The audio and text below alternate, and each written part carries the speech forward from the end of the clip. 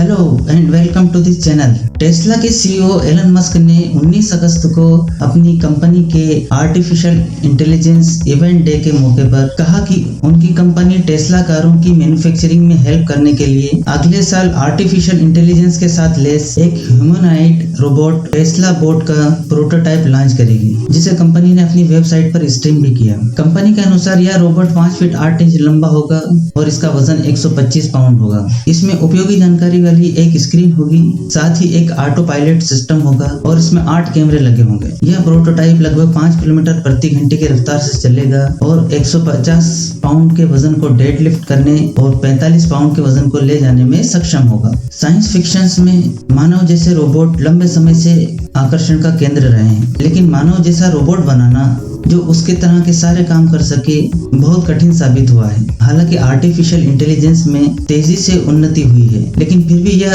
अभी एक मानव बच्चे की सामान्य क्षमताओं से भी काफी पीछे है। तो आइए पहले समझते हैं ये ह्यूमनॉइड रोबोट्स क्या होते हैं और अभी तक विज्ञान इनके निर्माण में कितने आगे पहुंचा है। ह्यूमनॉइड रोबोट एक ऐसा रोबोट होता है जिसके शरीर का आकार मानव शरीर जैसा होता है। तो आमतौर पर एक ह्यूमनॉइड रोबोट में एक सर, एक धड़, 2 हाथ और 2 पैर होते हैं, जैसे कि मानव शरीर में होते हैं। हालांकि कुछ प्रकार के ह्यूमनॉइड रोबोट में शरीर का सिर्फ ऊपरी भाग होता है और कुछ ह्यूमनॉइड रोबोट सिर्फ चेहरे के एक्सप्रेशन बताने के लिए डिजाइन किए गए होते हैं। ह्यूमनॉइड रोबोट बनाने के लिए रिसर्चर या शोधकर्ता 2 तरह के सब्जेक्ट पर स्टडी करते हैं। एक है बायोमैकेनिक्स और दूसरा है ह्यूमन कॉग्निशन। बायोमैकेनिक्स में मानव शरीर की संरचना और उसके व्यवहार का अध्ययन किया जाता है। ह्यूमन कॉग्निशन या मानव अनुभूति एक ऐसी स्टडी है जो इस बात पर केंद्रित है कि कैसे मनुष्य अपनी सेंसरी इंफॉर्मेशन से अलग अलग कार्य करने की स्किल सीखते हैं। इस नॉलेज का यूज ह्यूमन बिहेवियर के कंप्यूटेशनल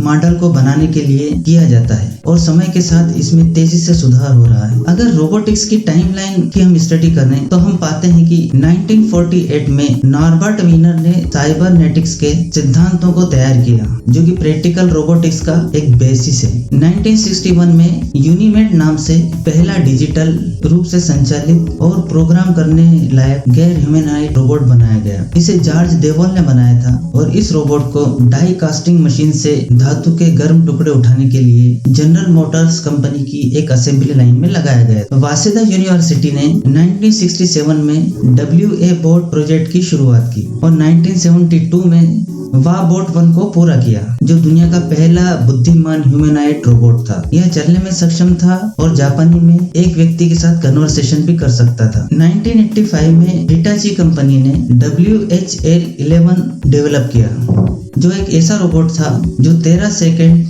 प्रति कदम की दर पर किसी सपाट सतह पर चलने में सक्षम था और मुड़ भी सकता था। 1986 में होंडा कंपनी ने एक्सपेरिमेंटल सीरीज, जिसे ई सीरीज कहा जाता है, उसका पहला रोबोटिक मॉडल E0 बनाया। ईयर 2000 में होंडा ने एक ऐसा ह्यूमनॉइड रोबोट आसिमो बनाया जो दौड़ने में सक्षम था। 2003 में ओसाका यूनिवर्सिटी ने कोकोरो कंपनी लिमिटेड के साथ मिलकर रियलिस्टिक सिलिकॉन स्किन वाला रोबोट एक्ट्रॉइड बनाया। 2006 में पाल रोबोटिक्स ने ऐसा ह्यूमनॉइड रोबोट रीम ए बनाया जो चलने और बोलने के साथ साथ शतरंज भी खेल सकता था। 2014 में asset training and research institute के हेड दिवाकर वेश द्वारा भारत का पहला 3D प्रिंटेड ह्यूमनॉइड रोबोट मानव बनाया गया। 2015 में हैंसेन रोबोटिक्स हांगकांग ने हॉलीवुड एक्ट्रेस ऑड्रे हेपबर्न के चेहरे वाला ह्यूमनॉइड रोबोट सोफिया बनाया। सोफिया के पास artificial intelligence, visual data processing और फेशियल रिकॉग्निशन जैसी तकनीक भी थी। 2018 में रंजीत श्रीवास्तव द्वारा एक बहुभाषी ह्यूमनॉइड रोबोट रश्मि रोबोट बनाया गया। 2020 में दिनेश कुमार पटेल ने रोबोट शालू नाम से एक ऐसा ह्यूमनॉइड रोबोट बनाया जो 47 भाषाएं बोल सकता है। रोबोट शालू कई वस्तुओं की पहचान भी कर सकता है, मैथमेटिकल प्रॉब्लम्स को सॉल्व कर सकता है, किसी क्लास में पढ़ा सकता है और क्विज भी ऑर्गेनाइज कर सकता है। इस तरह 1948 से लेकर 2021 तक ह्यूमनॉइड रोबोटिक्स के फील्ड में हमने बहुत सारी उन्नति की है और आगे भविष्य में भी हम बहुत तेजी से उन्नति कर सकते हैं। आशा है आपको ये वीडियो अच्छा लगा होगा। Thanks for watching.